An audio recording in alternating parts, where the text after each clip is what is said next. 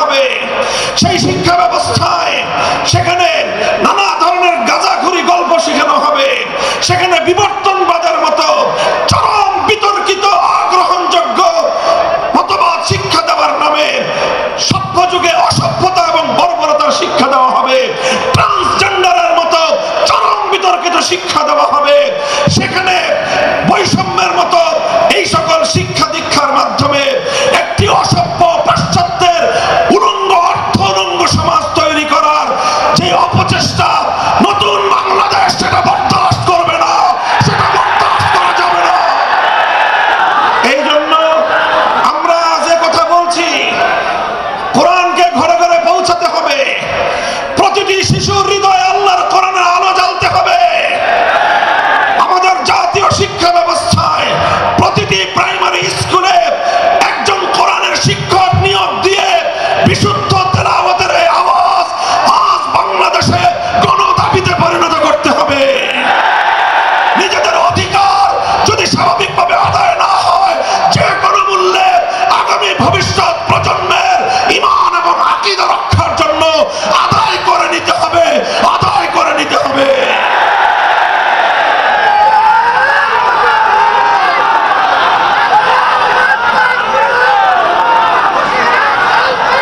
মুহতারাম হাজিরিন, এখানে বিভিন্ন শ্রেণী পেশার মানুষ রয়েছেন, আইন শৃঙ্খলা রক্ষাকারী বাহিনীর ভাইরা রয়েছেন, গোয়েন্দা সংস্থার লোকেরা রয়েছেন, এখানে বিভিন্ন শিক্ষা প্রতিষ্ঠানের শিক্ষক শিক্ষিকা মহোদয় রয়েছেন, অনেক শিক্ষা প্রতিষ্ঠানের পরিচালক মণ্ডলীর সদস্যরা রয়েছেন।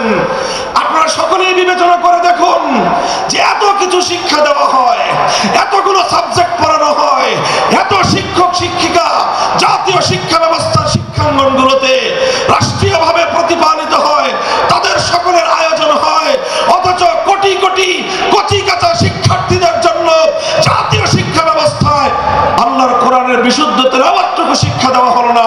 একটি মুসলিম জাতি হিসেবে আমাদের জন্য এর চেয়ে দুঃখজনক, এর চেয়ে লজ্জাজনক আর কোনো বিষয় থাকতে পারে না। এমন বাংলাদেশ দেখার জন্য শরীয়তুল্লাহরা রক্ত দেয় নাই, এমন বাংলাদেশ দেখার জন্য তিতুমিররা বাঁশের কেল্লা করে নাই। আমাদেরকে অনেক বঞ্চিত করা হয়েছে, আমাদেরকে বিপদগামী করার জন্য জাতীয় আন্তর্জাতিক আভ্যন্তরীণ এবং বহির শত্রুরা একযোগে অনেক ষড়যন্ত্র করেছে। এবার সমস্ত ষড়যন্ত্রের জাল ছিন্ন করবার সময় এসেছে। আমরা সকলেই যদি যার যার জায়গা থেকে এই আওয়াজ উঠাই যে সব শিক্ষা থাকতে পারবে, সমস্ত কিছু শিখবে আমাদের শিক্ষার্থীরা, প্রাইমারি লেভেলে অন্তত বিশুদ্ধ তেলাওয়াতের শিক্ষা থাকবে না কেন? আল্লাহ পাক রব্বুল আলামিন আমাদের এই ঈমানি দাবি উপলব্ধি করে এই রাষ্ট্র ব্যবস্থাকে যথাযথ পদক্ষেপ গ্রহণ করার তৌফিক দান করুন।